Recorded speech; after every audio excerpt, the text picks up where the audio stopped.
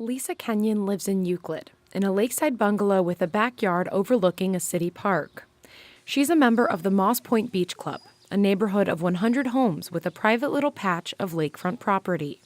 When I get home, I come outside. It's really wonderful conviviality and sort of family-like atmosphere. But a recent storm threatened their lakefront oasis. A chunk of land fell off their bluff and right down to the lake.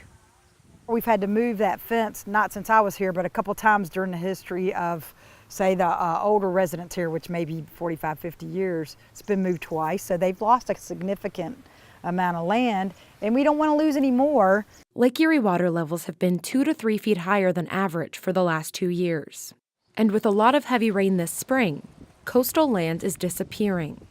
Scudder Mackey with the Ohio Department of Natural Resources Office of Coastal Management decided his office could help. We looked at our code, we looked at our rules, and we said, yes, we can go ahead and offer a temporary shore structure permit. And what it is a simplified permit application which is specifically designed to address sort of an emergency situation along the shoreline where there's been catastrophic erosion. The state already offers free consultations to lakefront property owners, where an engineer surveys a property and offers some guidance on the best way to protect the shoreline. But the new temporary permit speeds up a usually slow process. In just a few months, a property owner can build a structure that will slow down erosion without endangering the public or the lake. We want to make sure that the materials that are used are safe.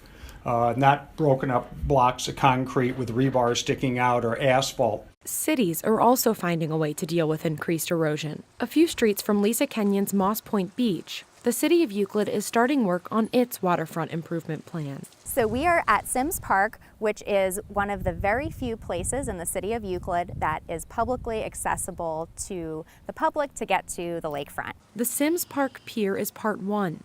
But part 2 involves a quarter-mile trail that runs along the shoreline, ending at a new city lakefront park. You know, we're doing double duty where we're restoring the natural habitat for a lot of this wildlife, but what we're really doing is mitigating this erosion problem. Euclid's increased erosion rates have even qualified the city for funds from the Federal Emergency Management Agency, or FEMA. It is actually a pre-disaster mitigation fund that they have set up. So Euclid receiving this funding is really precedent-setting because it's one of the first times that a community has applied for this type of funding on the Great Lakes and the first time that it's been awarded. Phase 2 of the city's project has received all federal and state permits needed to begin construction this year. But a funding gap of $4 million stands in the way.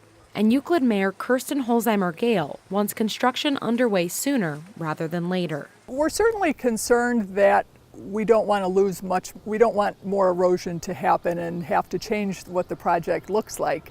Lack of funding is a concern for Euclid resident Lisa Kenyon, too. She says her neighborhood beach club is one of modest means. The beach club is in the process of scheduling a site visit from a state engineer to look at their fence. Well, I would just like there to be more options. And most things do cost some money. So whatever people realize that, you know, if you made available, it would help because we're kind of on our own, I would say, money-wise. And as you can see, it's not Millionaire Row. For many people, their home and their property is their primary investment.